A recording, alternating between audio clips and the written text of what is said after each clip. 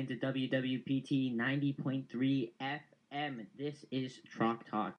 We got the Super Bowl, of course, probably one of the biggest games all year. And so, Luke, we're going to save our predictions for the end of our show. I agree with you on that first X Factor with JPP and Shaq Barrett. So keep in mind that the Chiefs' offensive line is banged up. They don't have Eric Fisher or Mitchell Schwartz.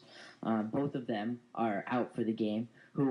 Eric Fisher's their best guard right now, and he's going to be a big loss because the protection for Patrick Mahomes is key. And if they don't have two of their starting guards, and then also at the beginning of the season, Laurent Duvernay-Tardif, one of their Pro Bowl, I think he was a Pro Bowler last season, but he opted out because of COVID. So out of the 5 starting offensive linemen for the Chiefs from last year's Super Bowl squad, 3 of them are going to be out for this Super Bowl. So that's huge. And I think JPP and Shaq Barrett are going to be able to go to work on these backup linemen, and then also Vita Vea's back.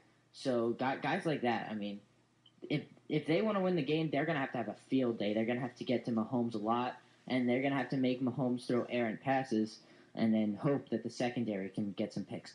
But for the Bucs, I'd say that the X factor is actually, for the Chiefs, I'd say that the X factor is actually Tyrann Mathieu, because we know that no matter what, this offense is going to put up points. But for the Chiefs, it's about their defense. Can their defense make the stops when they need the stops? And so I'd actually widen my first prediction.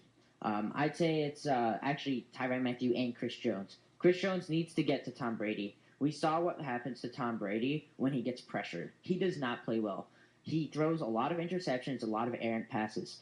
So if Jones can get to the quarterback, and if Tyrann Mathieu can make a couple of big plays, knock some passes away, even get to Tom Brady, as we said, and make an interception or two, that'll be huge for the Chiefs. So I think those are the 2 X factors. I actually do like your Tyrann Mathieu pick because Brady, although he's not been throwing the ball, Bruce Arians' offense is a down-the-field, deep pass offense. And, of course, Tyrann Mathieu, being a safety, is going to have to go up against guys like Mike Evans, Chris Godwin, even the speedy Scotty Miller, or obviously and Antonio Brown. Yeah, he's supposed to play, I think. You need to stop the deep passing attack first and foremost. So I would say that Tyrann Mathieu is definitely a huge part of their game plan, the defensive game plan, in stopping that passing attack going forward. Yeah, I mean, when we look at this game, I mean, it's going to be 2 different games. It's going to be Tom Brady against that defense, and it's going to be Patrick Mahomes against the Bucs defense. So, I mean, this game, when you look at it, it is, for me, it's been the most difficult game to predict all year because I feel like these teams match up pretty well. Although Tom Brady hasn't been playing great, people look at those 3 interceptions last week and they're like, "Oh, he's washed up. He's not good anymore. He's not good." But 2 of those interceptions were because his receivers didn't catch a ball. So 2 of those interceptions I wouldn't put on him. But Tom Brady is still a very high-level quarterback, and it's not easy to stop him. So if the Chiefs can get the stops when they need the stops, then I think they win the game. But if the Bucs can come up with like 3 or 4 stops in that game, I mean, that really opens up the door for them, and that gives them a shot. And to be honest with you, I think this game ends with whoever gets the ball last.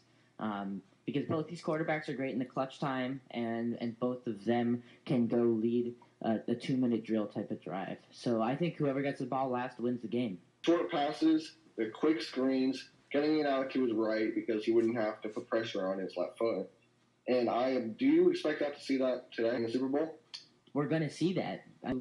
With the Bucs defense and having those linebackers that they have with Levante David and Devin White, I feel like those little screen passes aren't going to work as well because David and White are 2 great linebackers who don't miss tackles very often, and that's part of the screenplay is that you gotta juke people out and you gotta make people miss. And the Bucs are a pretty good tackling defense, so I don't know if he can't throw the deep ball. It could get a little tricky for them because those screen passes aren't going to work as well as they did against the Bills. I think Mahomes' injury is going to be a major factor in this game, and we'll see just how well he can throw the deep ball. Yeah, and one other thing that the Bucs did play against the Chiefs earlier on in the season, and that was a very notable game because Tyreek Hill had something like 240 receiving yards and 2 touchdowns just coming out of the first quarter, which is insane. But that was against the team. That was the last loss that the Bucs had. Since then, I think they've had 7 or 8 straight wins. They've been on a roll.